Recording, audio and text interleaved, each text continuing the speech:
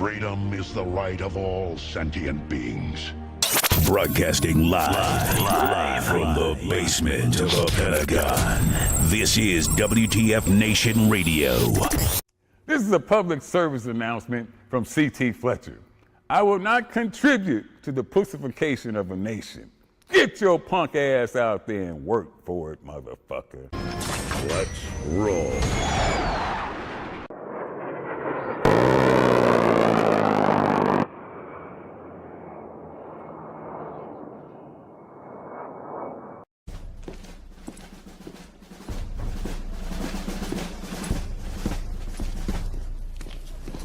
Morning, Sergeant Major.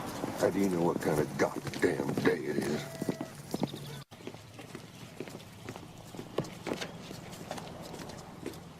Beautiful morning, Sergeant Major. Are you a fucking weatherman now? You're listening to Sergeant's Time on WTF Nation Radio.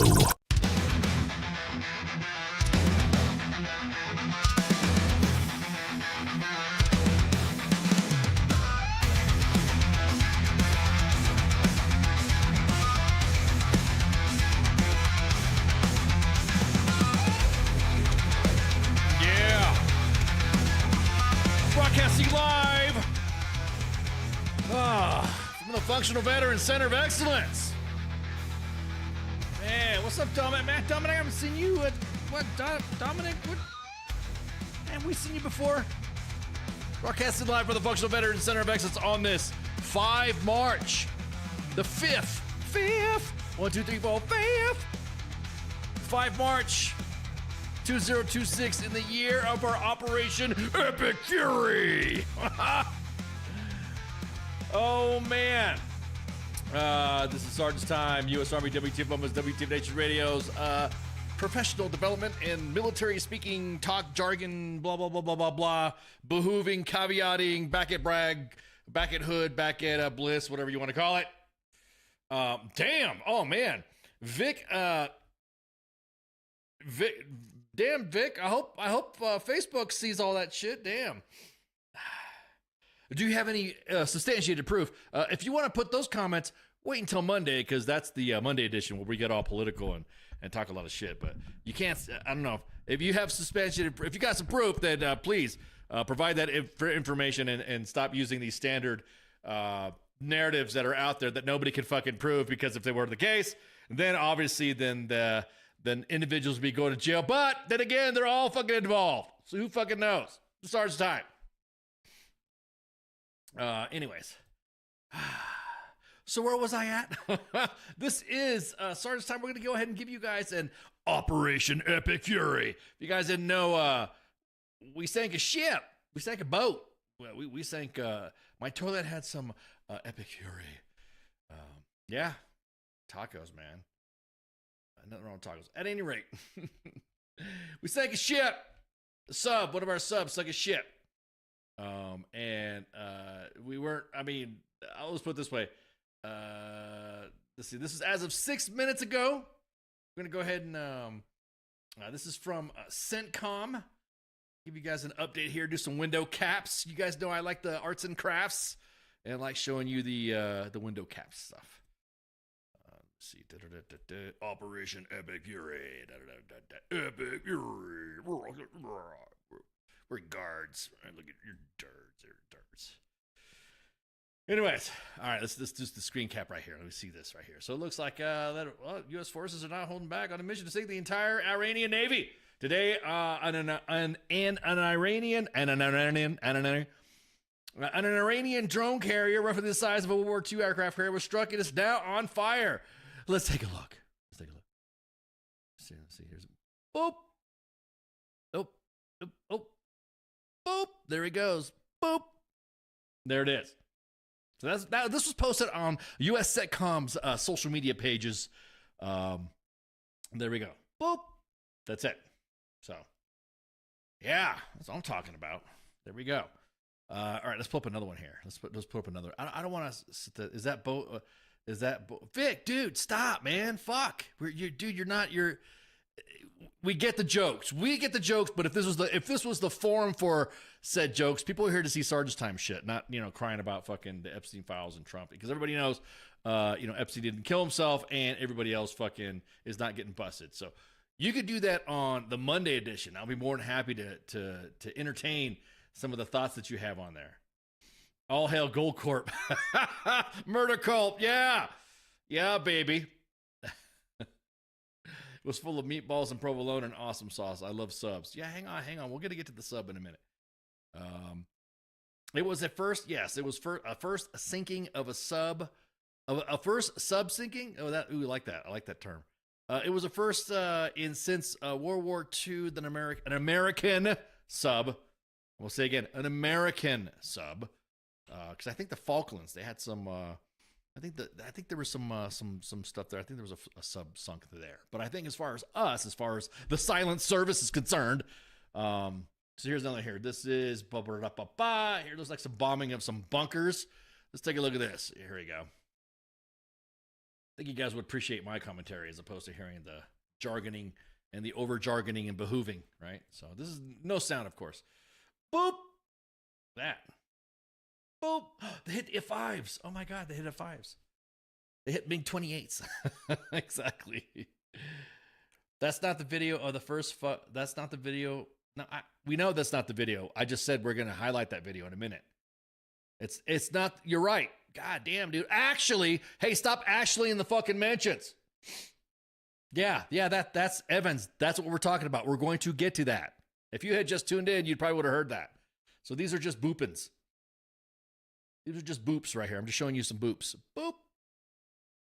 I don't know. I thought we'd hit the we hit all of them. Just boop.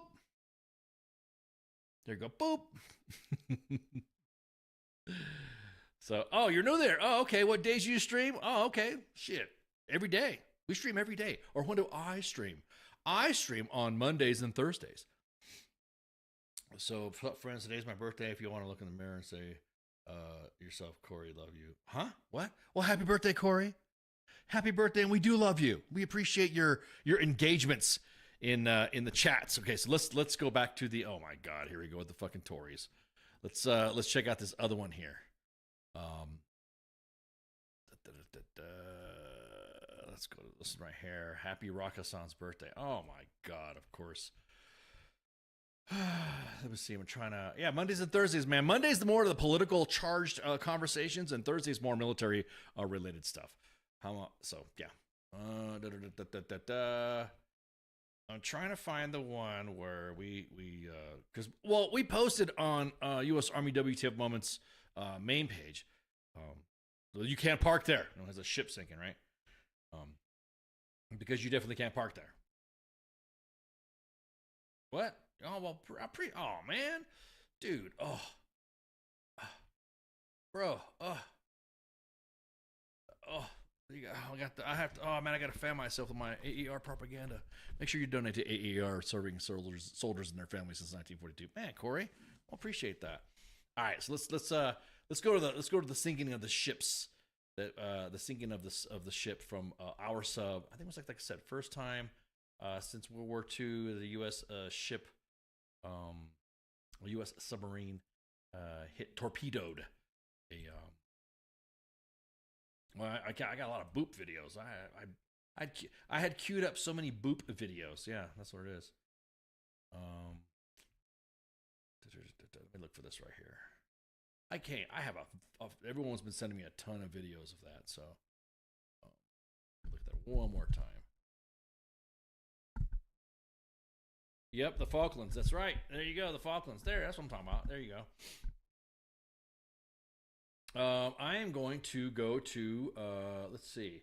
I'm going to go to Funker. We'll go back to Funker again. Funker, go back to our friends over at Funker 530. Military community videos. These guys have been posting videos for a minute. And so let's hit them up again. So that way we can see the subs. The picture that we posted on U.S. Army W.T.F. Moments Facebook page and all the socials were, I should say on our socials, was of it after it sank. It was like keeled up. Or is it keeled up or not keeled up? So here, let's do this. 10th Mountain is too busy. 10th Mountain's too busy burning down vehicles. Yeah, you ain't lying. You guys saw that video?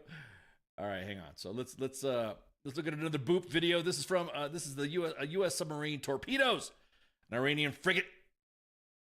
Pull this up right here so you guys can see it. I know everyone's been talking about it. Are you going to highlight it? Yep, we're going to highlight it. What's up, Musa? There we go. Like the Titanic. So here we go. Bam. It's right there. And boop. Look at that. Look at that. Bam. That was a heavy hit, man, too. Whoa, what's up, Musa? Why is the word of the day? Why is the word of the day work husband? What does that mean? That's not a very good sign if you work husband. Why are you talking about work husbands? You got a work husband? So, yeah, just look at it one more time, man.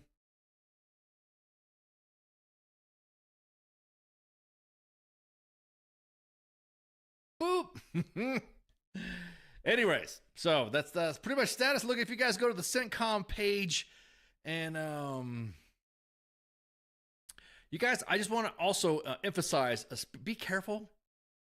And I can imagine White Shadow. Oh God, see, that's another thing too. You know, I'm glad you brought that up about the sailor's life, sailor stuff. Everyone talks about all the stuff that's been happening, you know, with what our ship's been doing and all that. I'm about to say, the sailor's life on a ship is not like is that what you see on, is not what you see on, like in the movies, right? You don't see the stuff in the movies where it's always, Yeah, exactly that. Would not want to be on that bow. Look at that. Now, it looks like well, the bow is the front. That's the stern. I do know of shipisms. Bam. Oh, have not seen a new, not the, oh, okay. You're talking about, Musa, why are you talking Monday edition shit? We're going to drill down on that topic on Monday. Look at that. Bam, bam, bam, bam, bam, bam. Video, of course, courtesy of Funker 530, Josh and Ron, the crew at Josh and Ronnie, providing us all the vids. And there's other behind the scene crews on there. Sailor's probably loving life right now. Finally get to shoot something. Yeah, I'm gonna tell you what. To go back to what I was saying, somebody was talking about how what sailors go through and all that. It's not like it's on fucking TV, dude. It's like you don't realize there's a lot of shit that happens. That battle stations and stuff that ships have to do to in the event. When they're what would they call that? Their general quarters. They're doing all their stuff. And there's again, I'm not a squid squab. I don't understand that life. But of my friends that are squib squabs that have been that veterans. I mean, they tell me the real, like when something's happening to the ship and you got to close off a compartment, it ain't no fucking woke or ain't no DEI bullshit. It ain't no fucking, you could have saved him. There's no armchair quarterbacking anytime a ship is in trouble. You lock a compartment up to save the ship and your ass is in it. That's it. So yeah, it's nuts. Do we know what sub it is? Nope, don't know. Don't know the subs. I don't know what sub hit it. I don't know what the but I'm just gonna say right now that again, here's another thing too, and I'm gonna get into framing and phrasing in the way our comms has been going. It's not been going well because if you don't get out, you get sealed in. Exactly that, Pip. I got a bone to pick with the comms.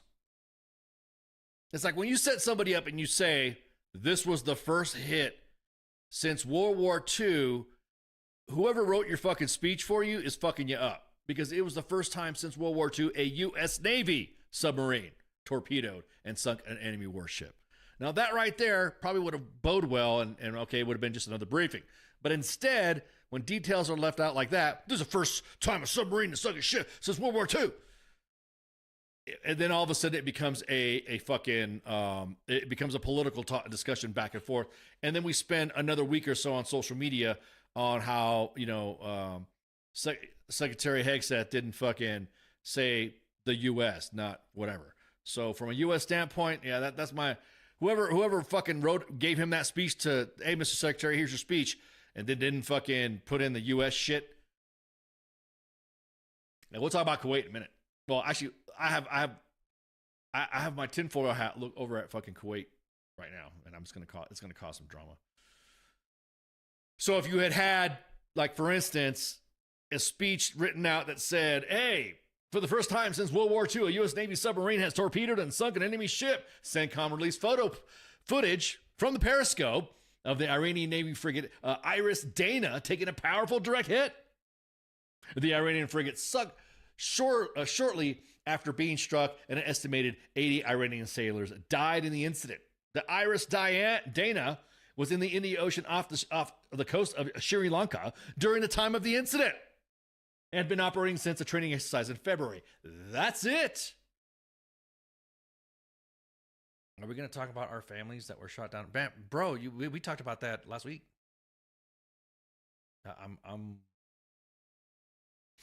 Yeah. Hey, Austin, you've been pretty new, dude. We covered that already. We covered that on Monday. Talked about that on Monday. I mean, Ice, do you mean like sentence fragments because their meaning is missing? ESL 1. Yeah. Especially for me. I'm ESL, damn it. I gotta enunciate, pronouncement of words, diction, phonics, for me to understand. Because I don't speak English. Corey says we should have done this during Obama's first administration, but too busy collecting Nobel Prizes and sending billions to Iran. Well, again, Monday edition conversation. Again, my point is this on straight up the way it was presented, and then that's why, of course, everyone's wasn't taking the briefing seriously. Because, excuse me, because of the phrasing of it.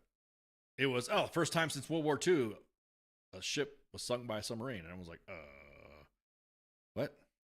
So that's the status on the on the submarines. Let's see. I had another one up here. There's another one up here that I wanted to cover. Yeah, we just covered the planes. And you guys are on it today, man. That's what I'm talking about. We already covered the planes. Plot twist. This is from Blue Falcon. Whoa.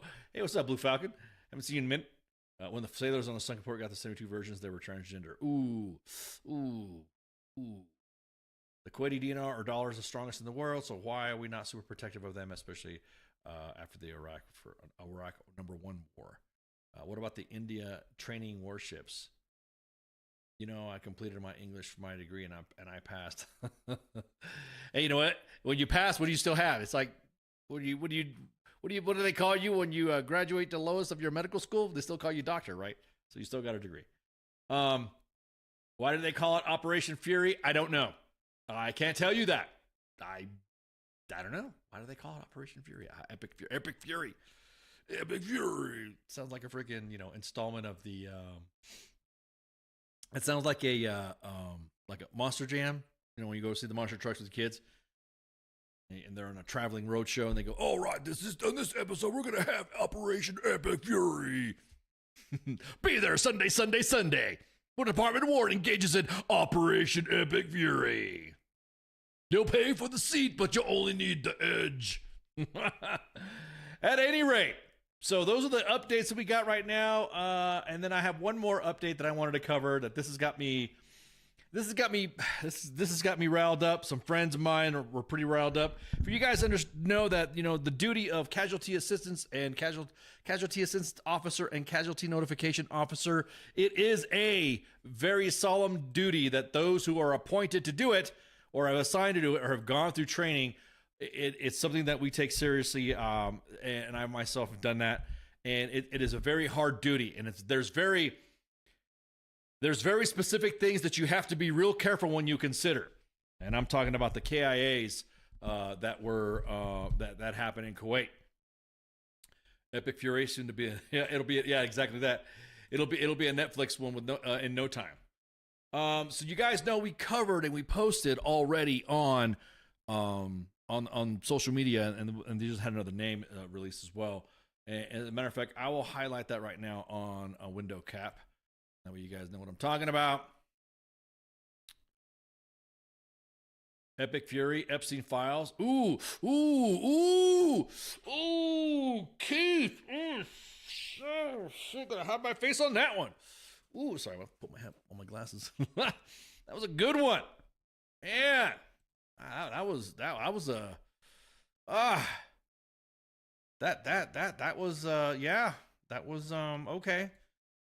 That was a good one there, Keith. I'll give you that one. Okay, I'll give you that one for the Monday edition. So my point being is that there are specific ways that you have to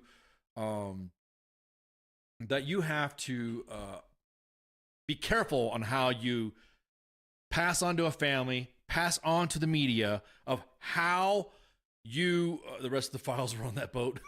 Yeah. But how you pass on a message about a fallen hero. And in the way I say it, anybody who gives their lives, I mean, to me, and everyone likes to talk about, hey, do we overuse the word hero? Hey, look, these are the individuals that, especially the ones that were killed in Kuwait, these are the individuals that did this in the reserves. And on top of that, there's also individuals that, like I said, the majority, 0.45% or 0.1% of the nation's population that actually raised their right hand. And then that's it, right? And so there was soldiers that were named that of Captain Cody Cork of Lakeland, Florida, Sergeant First Class Nicole Armour from White Bear Lake, Minnesota, and then Sergeant First Class Noah Teachins of Bellevue, Nebraska, and then Sergeant Declan Cody of Des Moines, Iowa. This is what was put out on March 3rd, and it was basically a statement, the standard statement that we get when we have positive ID on everybody and all that. Department of War announced the death of the 4 Army Reserve soldiers, U.S. Army Reserves, who were supporting Operation Epic Fury. The soldiers died March 1st in Kuwait at the port of Shuaiba. Now, you guys remember back in the day when OIF kicked off from the first time, from the beginning, that was the port that we all went to offload our ships, which was like roughly 50 clicks south of Kuwaiti City, and it's not too far north of Saudi. So it's like, you know, that to me is one of those situations where the priority of force protection isn't that much, because it's, I mean, again, that's where that fucking term Kuwait is not deployment came from. No one expected at the time that drones would be flying into that port in that area that already has had a specific force protection level. It's almost like fucking it's almost passive. It literally is passive. Individuals go in their NTVs, they go back and forth, you know, to the port and Camp Arif John, blah blah blah. Everybody who's been on that detail to offload ship right there, that's the port that it's happening at. What makes you mad is that the back and forth of should have been protected, is it not protected enough, blah blah blah. It should not been. Hey, look, man, I always see our force protection level like how our barracks are. Everybody fucking knows. Yeah, exactly that. Oh no. Oh yeah, exactly that, Mike. Exactly. I'm right there with you, Mike. I was in Operation. I was in the front, Task Force Viking.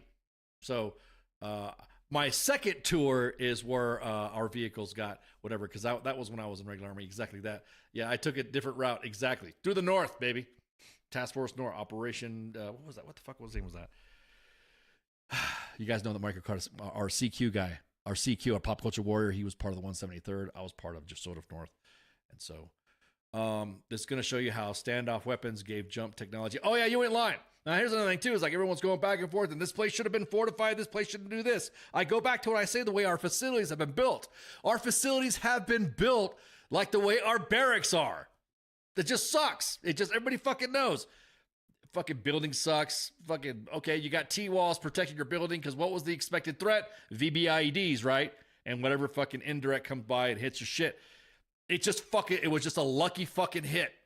Now, we go back and forth to the tinfoil. We got back and forth and we could fucking, throw your opinions out there. I personally, because of Kuwait being that passive, I have a feeling there was probably some spotters out there that probably was dropping some grids, probably passing the information out to where our troops were at, where the command center was hit. That command center if you guys know, some of those buildings aren't occupied that much anyways. I mean, so I'm sure, quote unquote, we'll get an investigation just like we got, the same thing for Abbey Gate. I'm pretty sure we'll see what's happening. What you're saying, is that good enough for government? Yeah, that's what I'm saying. That's exactly what I'm saying. The priority of the way those facilities are built, it's for fucking port detail. It's where everybody's port detail goes to offload ships, and that's where the debt is at to facilitate the offloading and onboarding of our cargo to enter into theater. So it's definitely fucking it's like our fucking defects. It's like our fucking mold in the barracks. Everybody fucking knows this. For like 3 fucking decades, have known this already. That's the way our fucking facilities are at. Now, due to the priority of fires. Ooh, yeah. Ooh, good example there, Blue Falcon. Just like that scud that hit the quartermaster barracks in Desert Storm. Yep, Operation Desert Storm. Yep, exactly that. Kuwait was the Dubai of military CENTCOM bases. Yep, exactly. That's where you did your R&R. You either could go down to Kuwait or you went to Qatar. I think that was the 2 places for R&R. I never got to do the R&R thing, but right now it's exactly that, Keith. That's another good point too. Dubai's safe image is hurting right now. Air defense artillery in some of the priority locations. We don't have enough. I mean, I'll go back to what I was saying about being a missileer. I don't know shit about Patriot missiles. I don't know shit about air defense. The only thing that I know about air defense units is the shit that we get in the inbox Those guys are just run the fuck ragged. They're run ragged. We don't have enough. So it's the priority of that at a base that's considered passive, that everybody knows it's considered passive. It's not like a fucking surprise. You go, oh, you got to go to Kuwait. All right, where I'm at, I got to go down and do port detail. I need 10 bodies to help, and I need 30 drivers to offload vehicles from the ship at the port. That's where it's at. Yeah. Oh, I appreciate it, ADA guys, man. Hey, John, appreciate you. Shout out to you guys. You guys are fucking over deployed. I didn't realize how over deployed ADA was until I was on a deployment somewhere where I didn't think Big Army was at, and I saw ADA guys there. And I'm like, what the fuck you guys doing here? Oh, we got here to protect, blah, blah, blah. Well, we're here to facilitate this, and this. And I'm talking about R2-D2, which is, of course, the CRAM, and of course, all the other systems that are out there. And they're stretched so thin. They are stretched so thin that when we talk about, oh, it's just like, everyone thinks that an air defense organization is like an armored division. Like you could just go ahead and do it. They're separate brigades. And this is from me talking to other missileers, individuals that are knowing. And again, I appreciate you, John, in the chat. Like I said, I know nothing about missileering. I know nothing about the Patriot systems. I know nothing how it works. All I know is that the traffic that we get in the inbox, the toxicity that these soldiers are having to go through because of the deployment requirements that have to be met is what fucking, it's what fucking sucks. Now look, everyone likes to talk about being deployed and all this shit. We say this a lot already. We say this a lot already. Even in training, our job in the Army, well, in the military in itself, in the Army specifically, it's inherently dangerous. The training that we do. The training that we do is inherently dangerous, even in peacetime. You guys notice that when we put the "you can't park there" memes and stuff like that, and the reason why we do that, there's two reasons why we do that. A, because the VA has come back on soldiers and said, "Hey, this accident didn't happen that you were involved in that rollover that you were in." Believe it or not, that's one of the reasons why.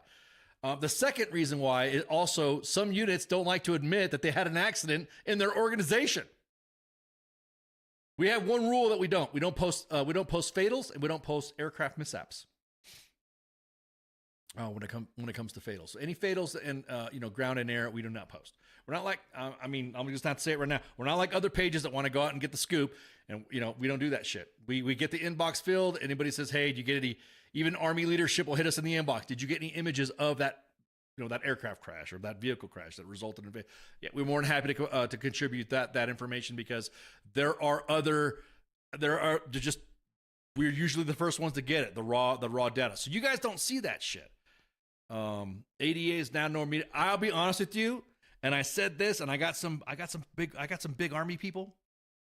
I got some big Army friends that got mad at me, and I said that they should just create an air defense / drone division.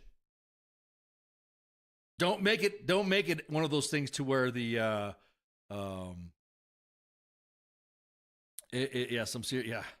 what was that other thing is straight up homies need some serious intervention. What do you mean by that, Wayne? Type in your reason why while I continue. I said we needed a division size element of just pure drone / air defenders. Not just the brigades, outline brigades. Don't leave it to an armor crew member. Don't leave it to an artillerist. Because right now it's almost like an ASI. It's almost like we don't have a centralized location for drone. And if someone wants to come up on the net and debate me about it and say we do, we don't. We don't. We can say we do. This drone school and that drone school and this drone school. No, we don't have. You guys remember back in the day?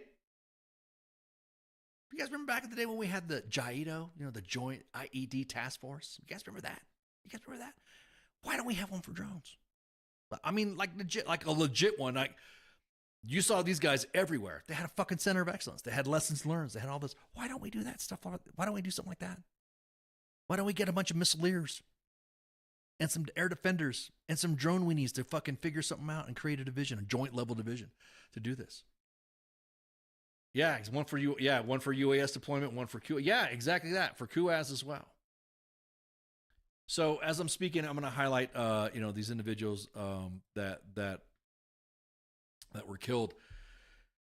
This is Captain Cork. You guys, I know somebody asked, hey, could you please, highlight them and talk, show their photos. I gave my word. I said I would. And this is Staff Sergeant Amore. Somebody said in the chat that Staff Sergeant Amore was like on her. Was it on her? She was on her like she was a short timer into her. Fuck, man. And then Sergeant First Class Tidgens, Specialist Cody,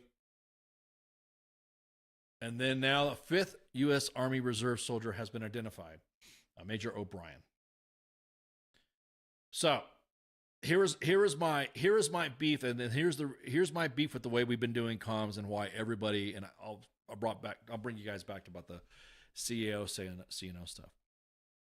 It was another image has been posted, and it's not been confirmed. It's we think, we believe, quote unquote, and that's not the way to do it. That's not what a family member needs to hear. A family member does not need to hear, this may be somebody that we think might be, like almost like, oh, we think it might be somebody.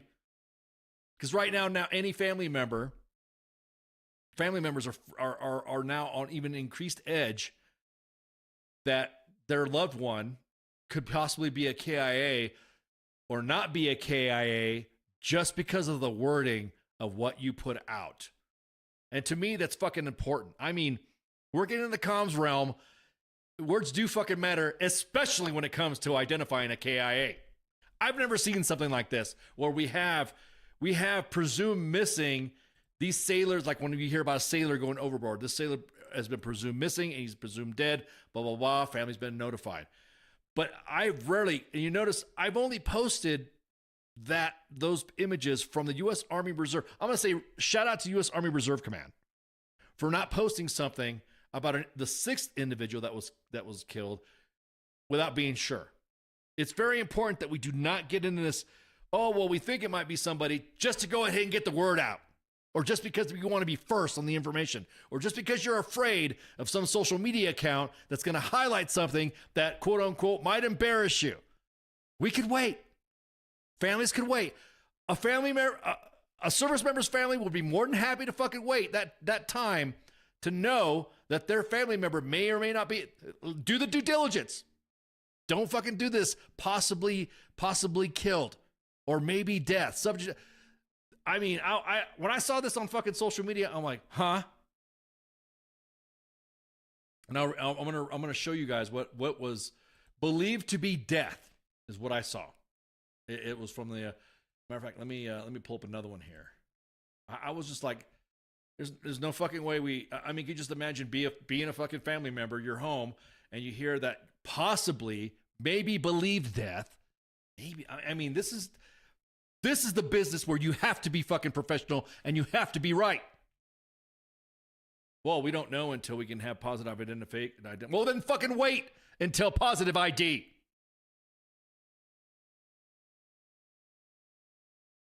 I was just like, what the fuck, dude? Did they really just fucking post that? We didn't share it. We did not share it. We're gonna wait until we get I had said specifically is that you don't even make this announcement until you're absolutely fucking sure you know who it is. Because at that point, yeah, exactly that. Shout out. Shout out to the reserves, man. Shout out to the reserves. That's why when someone says, when we get the info, like I said, us being a large platform, we get a lot of stuff. We get a lot of stuff, in the inbox of a lot of things, and we don't release shit.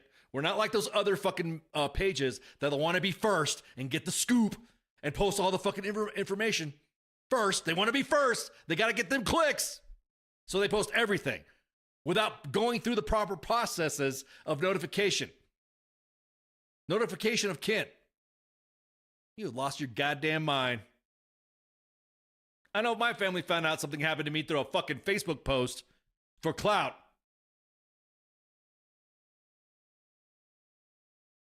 It's straight fucking bullshit. So I'm not going to name the name until I have confirmation from the U.S. Army Reserve. The U.S. Army Reserve, and we've not posted anything, and we're not going to post anything. If all you clout chasers out there want to fucking post that shit for the clicks, then fuck it. Then that's you. You run your shit the way you want.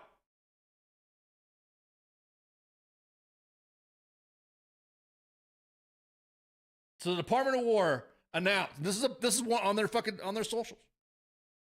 Quote, the Department of War announced the believed to be death of an Army Reserve soldier who was supporting Operation Epic Fury. What? I've never, in my 28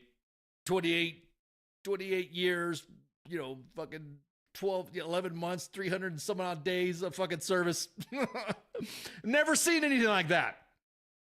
In the notification process, when I was a casualty assistance officer, I've never seen anybody or any processes like that. PNOC, primary notification of kin, is when we got that information. We didn't release shit.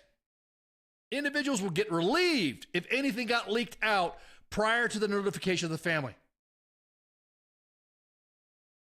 I get it. Y'all want to fucking be hard. This is not something you fucking joke around with. It doesn't matter. And look, I have friends who are hardcore, Trump supporters and individuals in the middle. The people on the left are always going to hate fucking Trump in this administration, anyways. But guys in the middle and fucking conservatives and fucking Trump supporters are like, "What the fuck was this?" My phone rings. Ken, you were a CAO. What the fuck was this?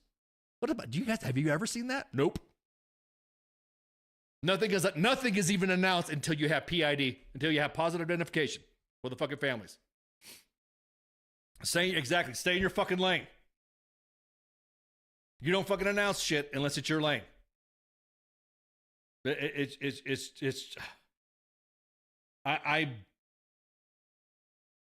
This happened in OIF and OEF back when U.S. Army W.T.F moments started. It was typical. It's always the fucking spouses pages, the quick clout pages. Quick clout, almost sound like quick clout. The mill meme pages that wanted to get that quick clout to go ahead and be first, be in the know. Am I live? Of course I'm live. Should I take off my mic and headphones? Having a hard day, having a hard month, hard life. I love it when you're listening to music. But what is this? What the hell are you talking about? ICE is vote Republican? Huh? What are you talking about? No, I have everybody. I talk to every Musa, what are you talking about? I have friends on all sides of the spectrum. I'm a multi-spectrum fucking friend. You can be who you want. I don't care. I still love you. You thought I was a Democrat? They always want. I'm telling you what. This is a big fucking L. Big L on the comms team for Department of War. Big time. Big L. I'm giving you the L's. You should have waited. You should have waited until you have PID.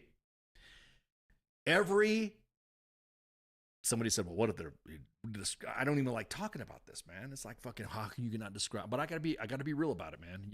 What if they couldn't identify the remains, or how do you know, blah, blah, blah. Well, guess what we did during OIF and OEF? We waited until we could identify them. No matter what was left of them. Whether they were shot and they were whole or they were not. We waited.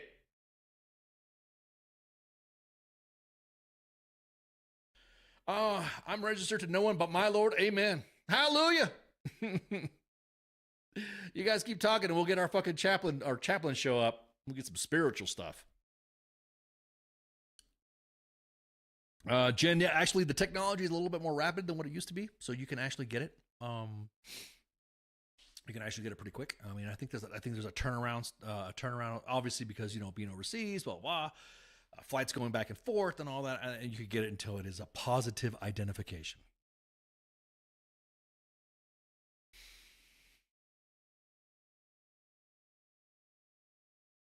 I'm definitely. Well, thanks, Pip. I'm definitely multi-spectrum because I have friends that are Marines. Yes, I do. I definitely do. Oh, Keith, you bring up a good example. Just like when I went off on the fucking guys, the governor that said that the DC Guard soldiers were alive and well without knowing the fucking status. Same fucking thing. It's just fucking.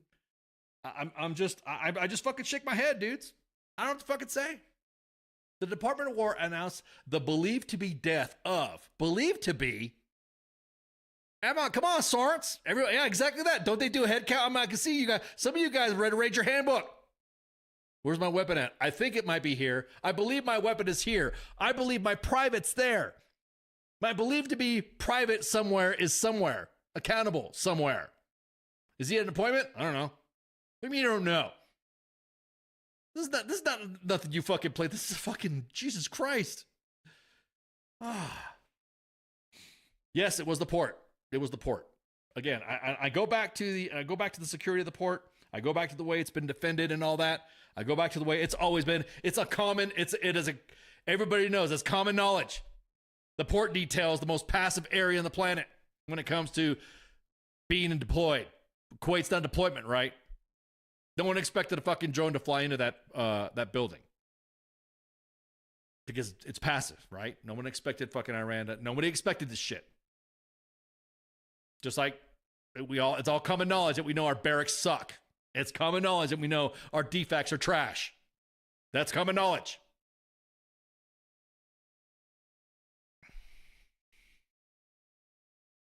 I have friends in all branches. Yes, even Coast Guard and Space Force. And I got some friends. Yeah. I got some coasty friends. They're pretty cool. I got squab friends, coasty friends. I got freaking Space Force friends. Yeah. Hung out with some Space Force. Medical friends. Yeah. Equal opportunity friend, you know? Yeah. No, I don't. No, I don't. I do not care. I don't care, you know. Hey, you can believe what you want. You can believe what you could believe what you want, believe in who you want. You could be who you're with, be whatever, and that was it. That's the. Yeah, the last time I was in Kuwait was on my second Iraq tour, and that's when we were getting vehicles. First Armored Division was departing. That was my second tour. My first tour I was in the north in Kurdistan. Oh, that was life. Served with the Kurds. Oh, son. It's common knowledge that the Air Force has better food. I'm going to tell you what, chilling at Camp Arif, John. That was where all the chow was at. That was a good chow, man. I ate like a king, man. So, yeah. So it's one of those things that it's... They like to preach. It's preached. Back to the basics, right? Back to warrior ethos, right? A head count is warrior ethos. That's the fucking basics. Believed to be death. I'm still wrapping my fucking head around that. I'm probably gonna get dragged on fucking social media. Oh, this liberal woke right, blah, woke left, woke right, Latinx guy talking shit about doing a head count when everyone. I would tell you what, the big fake news outlets have it out now. Well, I mean, those are the cop guys. Those are the ones that are trying to say. And I'll be honest with you. They're not making it any easier, Holly. They're not. They're the ones that are sitting there talking shit. See, they don't even know who it is. This is who the person is, looking like ass in itself. They're making themselves look like ass because they fucked up on the messaging and the wording, and now this is what it look. This is the real. We don't fucking know. I'm not gonna fucking do it. I'm not gonna post it. You all could share and whatever, but it just the cactus. You know, fuck, man. So feel sorry for the families, man. Hearts go out to the families. Condolences to the families, man. This shit fucking sucks. You know, there is loss while just fucking happens, dude. Fucking, like I said, it's inherent. Our job is inherently dangerous in peace and in wartime. Just period, straight up. No matter what. No matter how much you think Kuwait is or not a deployment. It's unfortunate, but again, I'm not easy with the quote. The Department of War announced the believed to be death. Ask your parents right now. What would happen if you've gotten that message? No matter what party they're in. Ask your parents right now what would have happened if they got that message. I'll tell you what, we get angry parents in the inbox too when they find out about some shit going on at basic training, or their soldier or their family member being at the 101st or 4th ID, or being at freaking first ID or AD, or back at Bragg, at the 82nd. Well, we get angry parents too. It's fucking unfortunate. I'm not cool with that. Nope. You wait until you get that fucking information and you positively identified the casualty, and bam, that's it.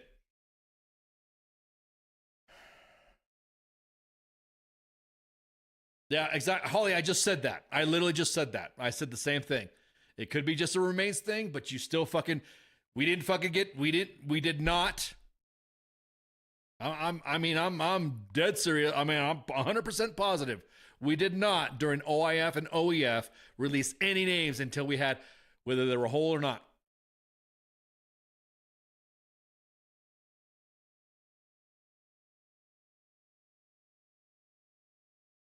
Jen pisses me off. It's like walking up. Yeah, it's like walking up to the wrong door and delivering the news. Yeah. Fuck. I know as a parent. I know as a family member. I have family. I got family serving right now. Currently serving right now in all units that I described. I got a pretty big family. Come on, I'm Mexican. Us Latinos, we like to procreate. So I got a lot of family members in the military. And I guarantee if someone came up to me in my door and said, "We're sorry to announce on behalf of the United States that your nephew, niece, daughter is believed to be death." Huh? Fuck you talk. Believe. Fucking blunder. Might lose some friends for saying this, or I might get people attacking me. Oh, you're dragging me at this. Who's this guy? So, yeah, exactly that. Thanks. Hey, Spanky, what's up? I see Spanky in the chats. Me and her did, both of us did casualty assistance stuff, and that's just something you don't fucking do. I'm good, Spanky. I'm just venting right now, and I'm just fucking frustrated at the way this should not have been. And it's already, and that's the thing. It's already out there now. You can't take it back. You cannot take it back. Because then there'll be another news outlet, or there'll be another organization, or every common sense, common thinking person will say, well, if he's believed to be dead, could he have survived? That would fucking make it worse. Exactly that, Gary. I'd lose my mind too, man. I'd lose my mind.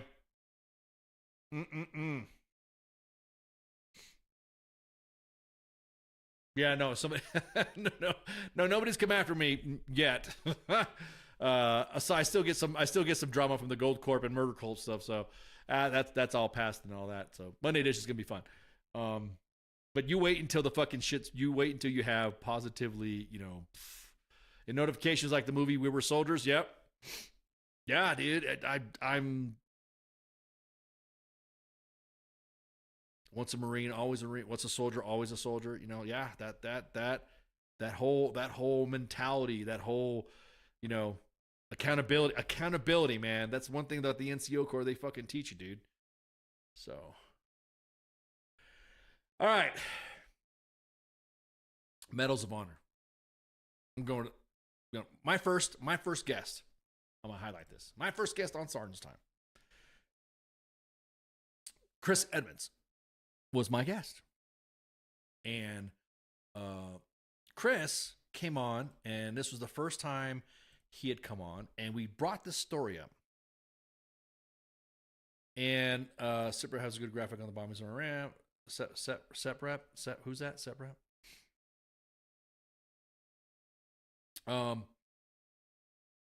Chris Edmonds had come on to Sergeant's Time back in 2016, in March of 2016. That was the first time I'd ever had a guest as a podcaster, broadcaster. That was when I first came on. That's when I first came on. Bam. And he came on to talk about his dad. And his dad, you guys remember the story that I had? His dad came and he was a prisoner of war. He was serving in World War II, and he became a prisoner and was ordered to identify all the Jewish American soldiers under his command. And instead he directed all 1,200 American prisoners to stand together for a roll call, knowing that the execution was real. And when the camp commandant pressed a pistol to his forehead and demanded that he single them out, Master Sergeant Edmonds refused, and he warned that executing a U.S. prisoner of war would be a war crime, and the commandant lowered his weapon. And in doing so, he said, "We are all Jews here." Now, that was my first guest. Chris was my first guest ever. March of 2016 on Sergeant's Time. I'm still sifting through the archives trying to find the episode. So, what are you talking about, Annette? Guests, I hate guests. They are enemies. What are you talking about? Annette, where are you posting from, Annette? You're like, what? What are you talking about? Anyways, and so on March 2nd, his son, the guest who came on Sergeant's Time, accepted the Medal of Honor for his father. I just thought it was me and Spanky were talking about this. She's like, "Oh my God, that was your first that was your first guest that came on." And I just kind of think back at the time that, we always talk about highlighting stuff and bringing to attention through congressional staffers and to the media about events like this that need to be elevated and all that. It's just great to see. It's just great to see that something like this that we even said too, man, this is like freaking Medal of Honor material, blah, blah, blah, blah, blah. And then of course, years pass. Man, yeah, 10 years. Yeah, dude, man, I know, man. I'm fucking old. Man, first, God dang, man. Now you got me all doing beer math and shit on damn, March 2016, 2026. It's like almost to the day, as a matter of fact. No, wait, in a couple of weeks. Almost to the day. And it was my first guest, and I was nervous because I had some health drama going on, and I said, no, I'm not going to drop this guest. I have to do this. My voice was all out and all that stuff, but man, it was it was great to see. Also on that same day, it was the other individuals that were presented the Medal of Honor. So many distractions. Wow, what's going on? Yeah, exactly that. What now? What are you talking about? Oh, you're living. Whoa, wait a minute. You're living in Berlin, West Germany? Deutsche, huh? All right. So when you said, are you talking about Ausländer? Sorry, that's a German joke. Anyways, go back. Sorry, I had to do that. So anyways, on March 2nd, there was all these individuals. I'll say not all of these, but there was 3 individuals that were given, that were presented the Medal of Honor, or presented to their family members. And so this is one of them, of course. This is, Master Sergeant Robert Edmonds, Terry Richardson, Command Sergeant Major Terry Richardson, and then of course Staff Sergeant Michael H. Olis. So, yeah, this is, I mean, I can't, it's almost, you feel humble talking about this, right? You should feel very humbled when you read some of their stories and read, the events that happened, what led to them being awarded the Medal of Honor. It's just one of those things to where, it hits you in the feels. Take time to take a minute to, to look over their stories and talk about what they did. I think one of them was Annette's out of Germany, out of Deutschland. Okay, aus Deutschland. I know I said that one time to a German commenter, and they got mad. They didn't like the way I said Deutschland. So let me pull this up right quick.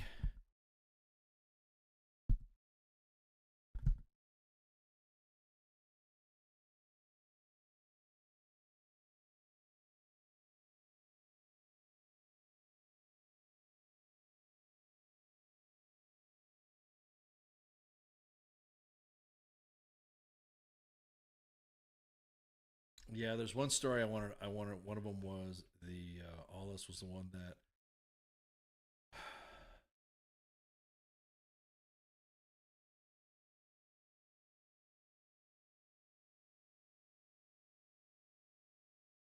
Right here it is that well, I'll just present. But now for the reason that Let me pull up this video right here so that way we can see, make sure we got the right one.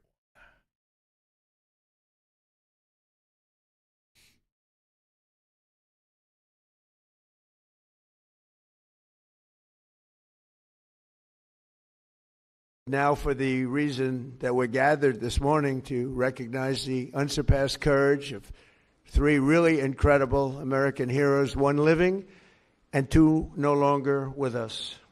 So together, we recognize the exceptional valor of Master Sergeant Roderick Edmonds. And maybe I could ask your families to stand because they're beautiful families. I got to meet them. And please.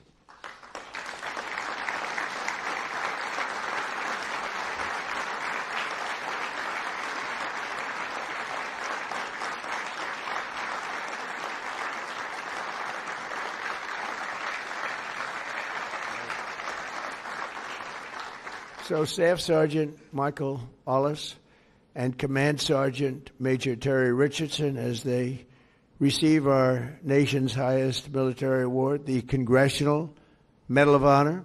But now for... No, that's not the video that I was looking at. Somebody sent me the wrong link. Let me... Oh.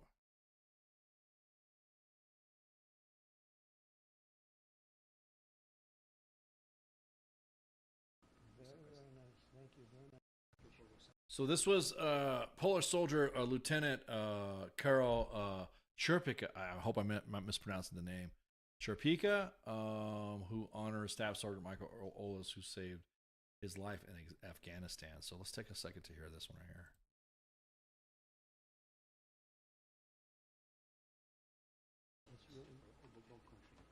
Very nice. Thank you very much. Thanks so much. Thank you.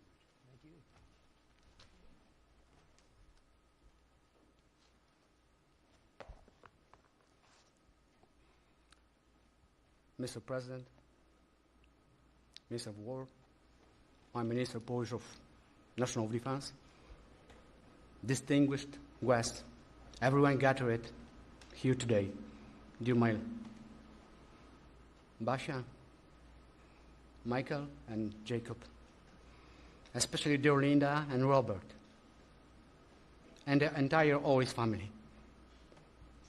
What do you have that you did not receive? This is how I would like to begin these few words, to speak to you all here. In this special place and on occasion of this incredibly important ceremony, one that is significant for many, but truly especially exceptional for me, is a particular privilege and a great honor. Above all, however, it is my commitment. It is a part of my new mission, which began 13 years ago. A soldier is not something you are from time to time. It is who you are forever. It is just like you are not a mother, a father, a sister, and brother, or only for a moment. These are not roles given to us for a while. They are a great gift, but also a great lifelong commitment. Yes, today my commitment and my greatest gift is to cultivate the memory of true, heroic act of courage that I witnessed performed by your beloved son, Michael.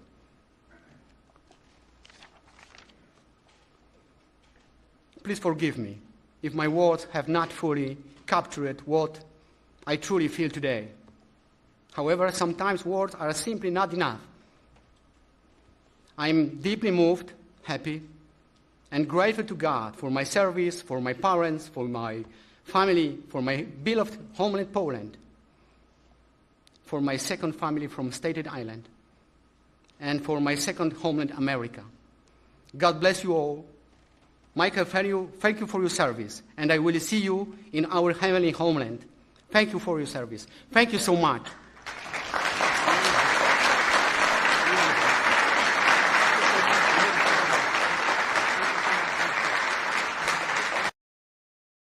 In the feels, man. In the feels.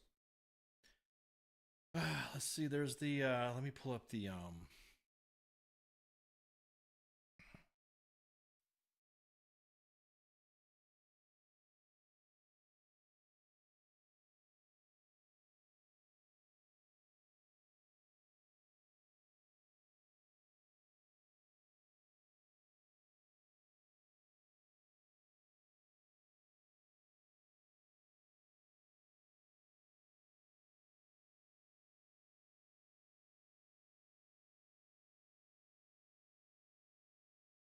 All right, let me pull up this other one right here. Sorry about that. I'm just making sure I got the pass through the commercials and all this other shit. I got the White House one here, so this one here quick. And Carol is joined by his wife and their two wonderful sons, Jacob and Michael. Michael is named after the American hero who saved his father's life. So stand up, Michael. Let me see. Wow.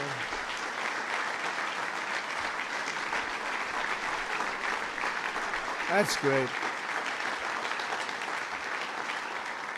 We're also pleased to be joined by several members of the Polish government, including representatives of the president, who I think is a fantastic man, by the way. I must be honest with you. I endorsed him and he won, and he came from behind, he won, and he was the biggest story in Europe, and he's going to be a great president. He already is. But as well as Poland's Minister of Defense, to honor the blood and sacrifice that has helped seal the Polish-American bond. We have a great bond. We have a great relationship with your country. And I just want to thank you to Michael's parents, Bob and Linda. Your son's selflessness in the face of real evil reminds us of the courage that keeps our country free. And I just said the genetics in that family are very strong, right? I said that before. All three families, I said, good. I see some of the young ones today, and I said, you have good genes. They were asking me, what does that mean? I said, don't worry about it. You'll figure it out. But you have the best genes you can have, actually. So thank you for giving America your beloved son.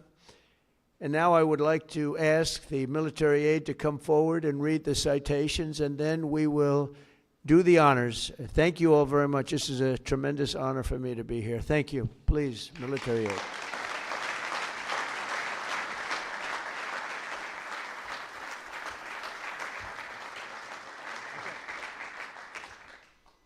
Chris Edmonds, accepting on behalf of his father, Master Sergeant Roderick W. Edmonds.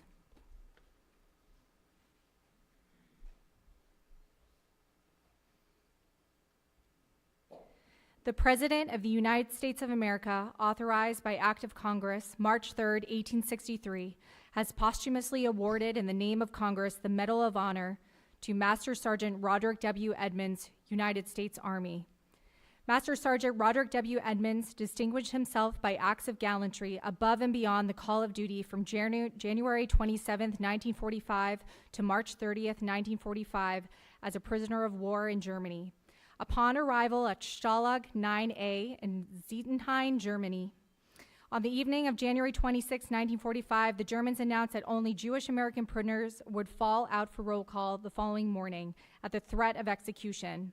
Master Sergeant Edmonds directed his senior leaders to have all 1,200 American prisoners present themselves for roll call. The Nazi commandant became incredulous after realizing that so many Americans were standing in formation.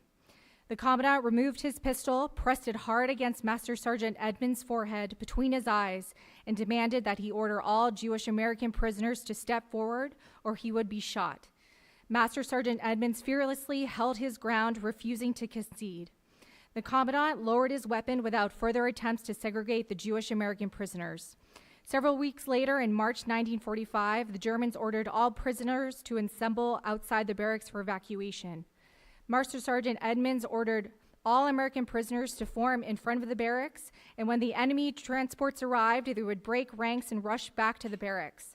Master Sergeant Edmonds gallantly led these prisoners in a relentless pursuit of opposition and resistance, forcing the Germans to abandon the camp, leaving the 1,200 American prisoners behind.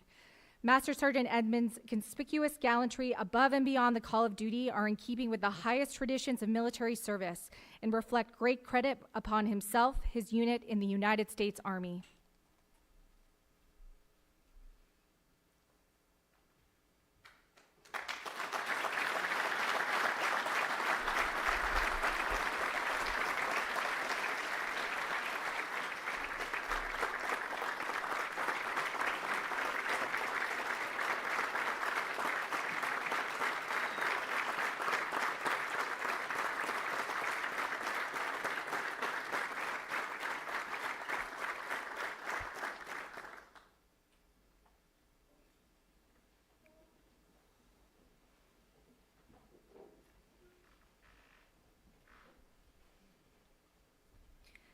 Command Sergeant Major Terry P. Richardson.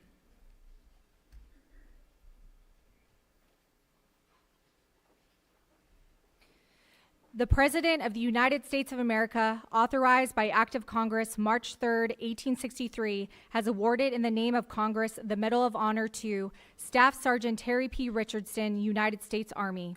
Staff Sergeant Terry P. Richardson distinguished himself by acts of gallantry above and beyond the call of duty on September 14, 1968, in the vicinity of Loc Ninh, Republic of Vietnam.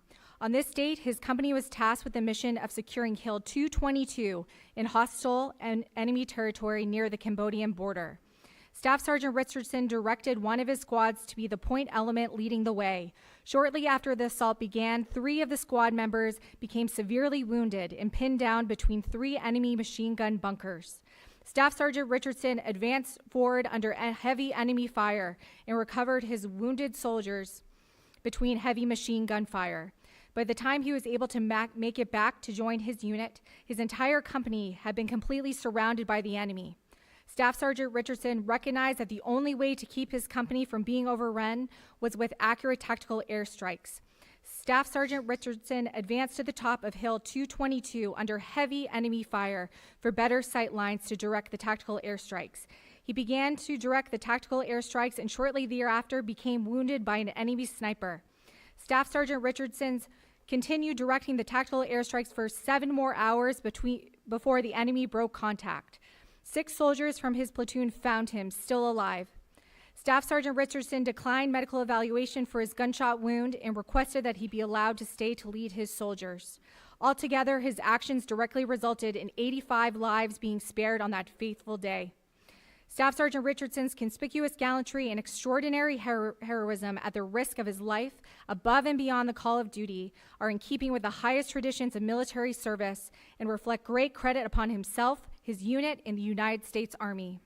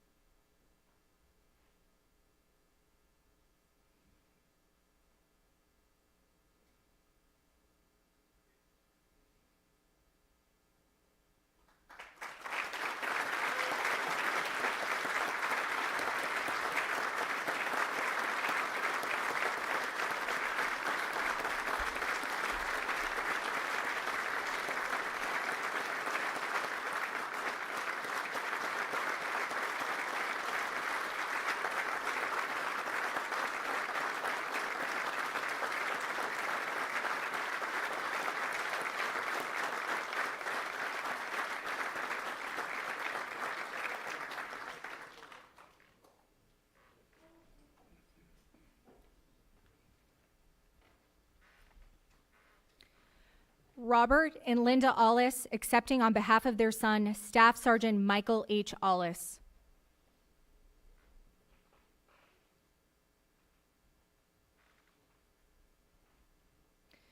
The President of the United States of America, authorized by Act of Congress March 3, 1863, has posthumously awarded in the name of Congress the Medal of Honor to Staff Sergeant Michael H. Ollis, United States Army. Staff Sergeant Michael H. Ollis distinguished himself by acts of gallantry above and beyond the call of duty on 28 August 2013 in Afghanistan. On this date, a complex enemy attack involving multiple vehicle-borne improvised explosive devices, suicide vests, indirect fire, and small arms fire was launched against Forward Operating Base Hanzi. Staff Sergeant Aulis ordered his fellow soldiers to move to bunkers to shield themselves from enemy fire. After accounting for his soldiers, he moved toward the enemy force that had penetrated the perimeter of the Forward Operating Base. Staff Sergeant Aulis located a coalition forces officer, and together they moved toward the point of attack, armed with only their rifles. Upon reaching the attack point, they linked up with other friendly forces and began a coordinated effort to repulse the enemy. While under continuous fire, Staff Sergeant Aulis moved from position to position, engaging the enemy with accurate and effective fire. While fighting along the perimeter, an insurgent came around the corner.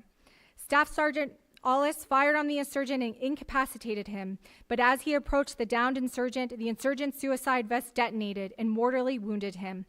Staff Sergeant Aulis' exceptional courage and complete disregard for personal safety were in keeping with the highest traditions of military service and reflect great credit upon him, his unit in the United States Army.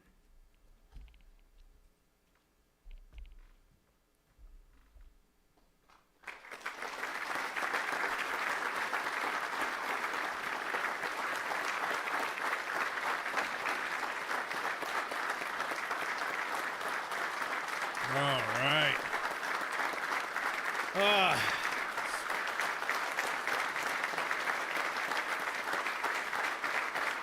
Fucking humbling, man. Humbling when you have our heroes be recognized like that. Just like old school. You hear about that. You hear about the stories and you just can't you can't believe it. So. What's up, Insomniac? Whoa! What's going on? You guys are in the comments. What? And that on tortured love. Give me.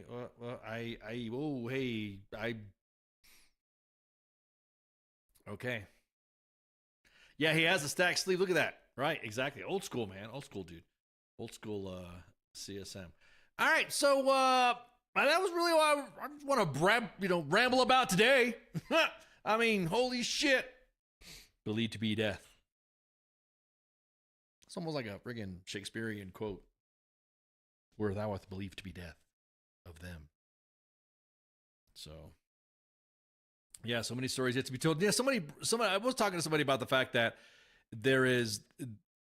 we posted something that everybody went. No, that's gonna be on Monday. That's gonna be on Monday because that's gonna be that's gonna be a shit talking event. On Monday about the Marine getting his arm snapped, protesting procedure in Congress in uniform. We're gonna talk about that on Monday because that's a Monday edition fire right there that I'm gonna get people to freaking what's up with that?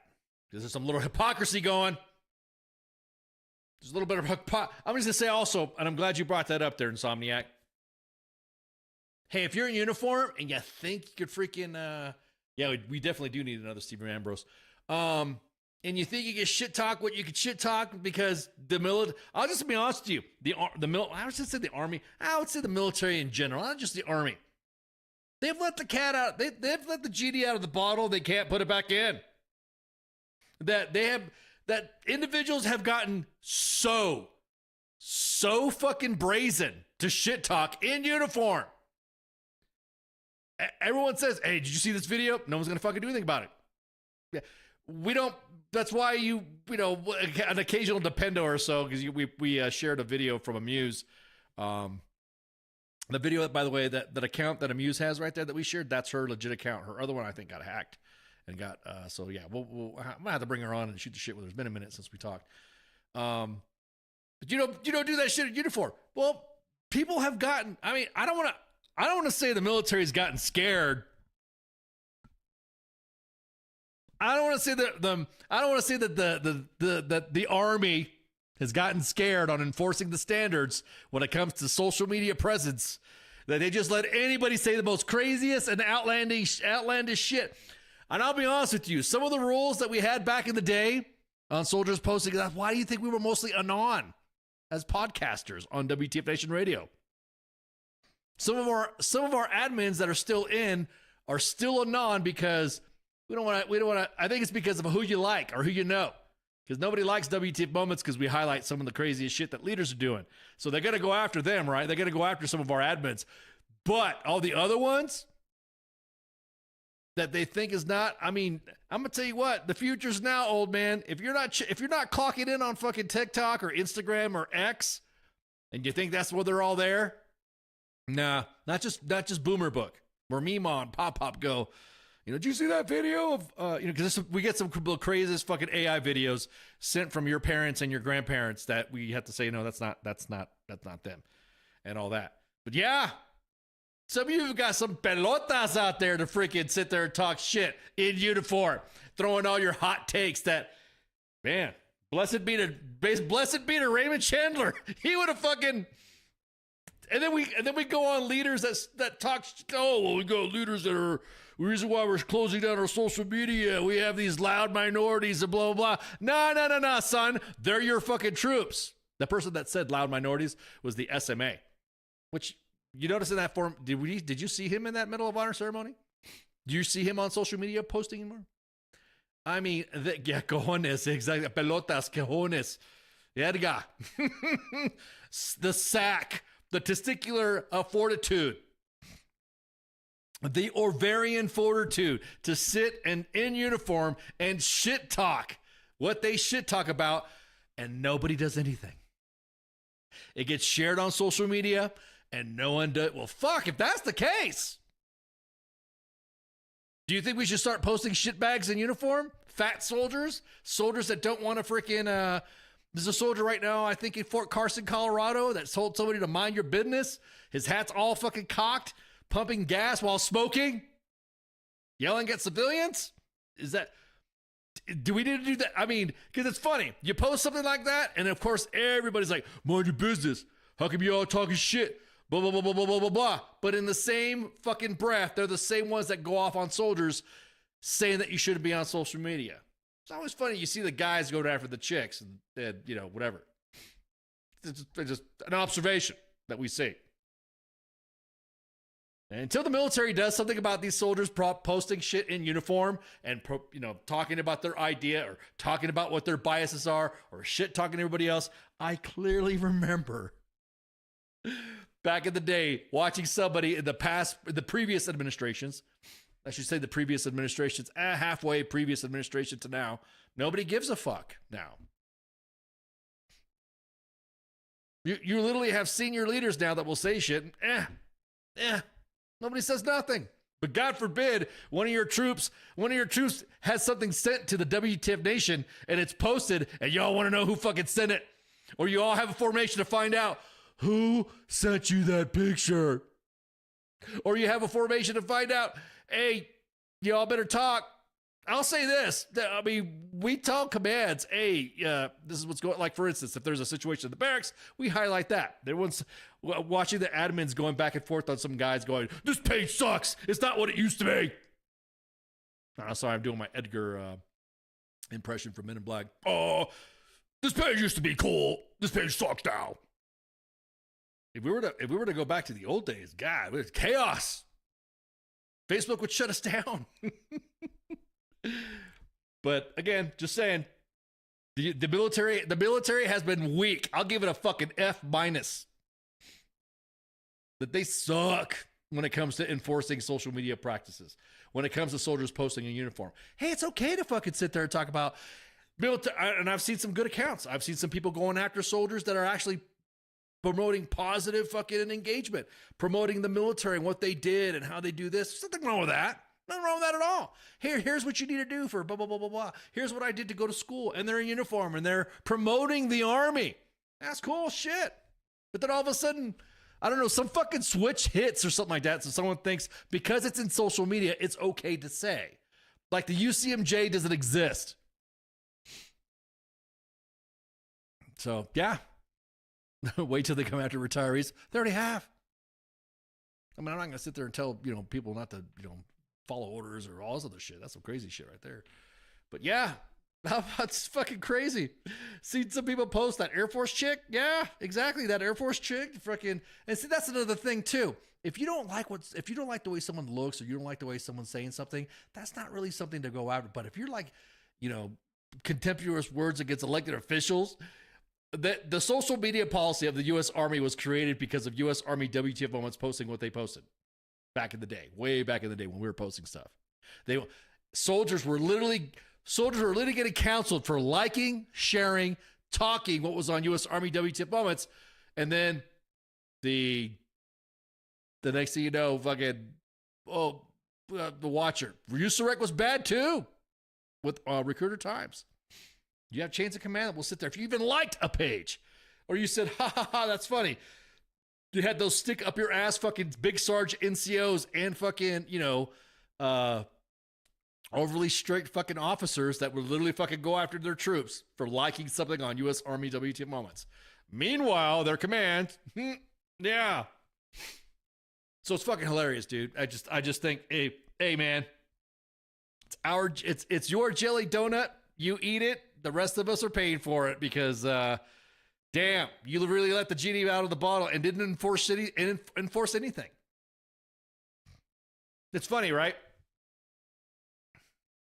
How is it that when something gets posted about OPSEC, everyone says you shouldn't be doing this in OPSEC and you shouldn't be doing something in uniform, but then when it comes to your shit fucking takes on social media in uniform, that doesn't apply. Something to think about. Just think it's funny.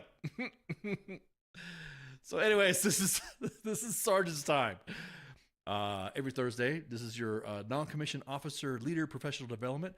Sometimes we have military guests and we have content related, specifically targeted to Sergeant's Time type of audiences. That has to do with middle news, Army news. As you saw, we had the... But yeah, every Thursday, 8 p.m. Eastern Standard Time. Make sure you share, like, and follow. Let's do some housekeeping, man. It's time to show you guys what we got going on. I know our team has been out and about, running around doing stuff. I know CQ and Nemo going out doing their things. All of us attending. We got the Smoke Pit doing bike events. Man, I can't wait. Spring's going to be cool. Summer's going to be cool. This will be awesome. What any opinion on quality of life standards that came out? Curious what my take is well, what I want to do is I want to get Hots and Cots. I want to get Rob Emmons to come back on and shoot the shit. It's been a minute. We talk all the time, but as far as talking give us an update since Hots and Cots has been activated and active within the sphere of quality of life tracking. I want to wait till he comes back on so I can throw my hey. This is the way I feel. Blah blah blah blah. So again, anyways, the Sergeant's Time. We broadcast every day, every freaking day of the week. Man, look at that! Look at all those, we got so much that my big head can freaking. There we go. Let me get some of that. Yeah, exactly that. Pop Culture Warrior. I got some cool guests coming up, man. I can't wait. It even required some read-ahead reading. I have to read some stuff. But anyways, we got, here's the lineup. There you go. Look at that. Freedom Unfiltered. Look at all them shows. Hey, we got some coming soons. I'm not going to let the cat out of my bag stop my lane. I'll let CQ bring that up. This is Sergeant's Time. Again, normally with Spanky, but Spanky's off for a minute. Then, of course, FTX with the crew doing tabletop gaming, led emceed by CQ. Members of the WTF Nation and WTF Nation Radio are on there as well.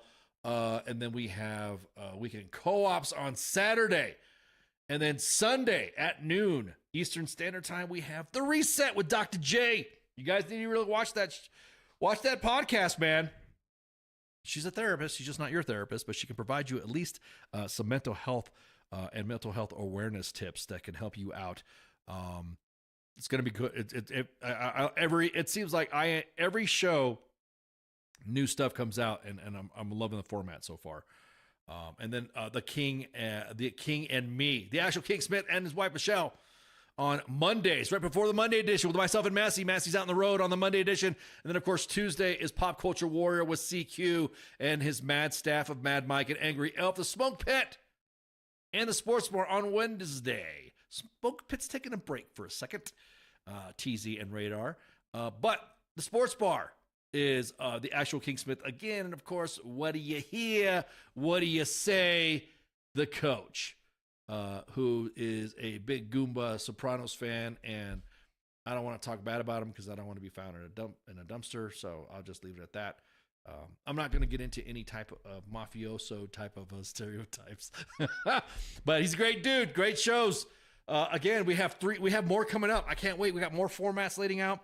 You guys know that we're broadcasting live, and we're going to do a graphic up of all the platforms now that we're going to be broadcasting off. I mean, we got, so not only can you see it, you can see us on the visuals, you'll be able to see us on the listening ones. And we'll do up a graphic like Spotify, TuneIn app, freaking Apple Podcasts. Yeah, exactly that. Yeah, we're you can be able to download it and all that stuff. Just look up W.T.F Nation Radio, and you'll see that specific pod, those specific pods go up in different categories. It's great stuff. And I can't wait. So we're broadcasting live on 6 different platforms, if you want to count the actual show pages. So for instance, Sergeant's Time has its own page. So additional discussions offline that are not normally live. Like if I got something to talk about, or I got some shit I want to say about doctrine, or how come this is happening, blah, blah, blah, blah, or Substack articles will go on Sergeant's Time's page. In fact, Sergeant's Time's got a page. So 2 Facebook pages at U.S. Army WTF Moments and WTF Nation Radio, 2 YouTube pages at U.S. Army WTF Moments and WTF Nation Radio, and of course X. Those are the primes. So yes, we're expanding. We're expanding the universe. I can't wait. The empire is growing. Make sure you share, like, and follow. As like the kids say, hit the thumbs up and subscribe. And I think that's it. I think we let me check the chats to make sure I'm not missing anything. Let me see. Blah, blah, blah, blah, blah, blah. We're good. Oh, somebody just sent me one here. Do you guys blah, blah, blah. Yeah, we'll talk about that on Monday. Well, currently right now, there is a retired general that has been, that's missing. It's all, there's a silver alert / green alert out. That is on the main page. So if you guys see that on the main page, then, it's matter of fact, let me just highlight the warning here, or the missing sign. We were going to do a TL scrub, but we already got, too much into other stuff. Hang on, put it over here. So there we go. Let me pull this up right here so you guys can see once again. There we go. What's missing? Oh yeah, me, my face. Hang on, let me turn. There we go. Where's my face at? There you go. All right. There you go. So retired Major General William Caslin's been missing. Missing on February 27th at approximately 11 a.m. in the area of Coil Run. He is 5'11", weighs 160 pounds. Clothing and direction of travel are unknown. Law enforcement is concerned for the safety. And so, location Albuquerque, New Mexico. So, So, again, if you guys see him, make sure you contact the Bernalillo County Sheriff's Department at the number provided. You guys have any information like that, let us know, or let those points of contact, missing people in America, has been linked to that post that we have on the main page. So all you have to do is just scroll the timeline, and that's it. So anyhow, all right. Well, if you guys don't have anything of me, I'm out. See you. Shots. Hey, this is SEAC retired John Wayne Troxel. You're listening to WTF Nation Radio, the station of choice for all of the badass MFers on the planet. The voice of U.S. Army, WTF Moments. This is WTF Nation Radio.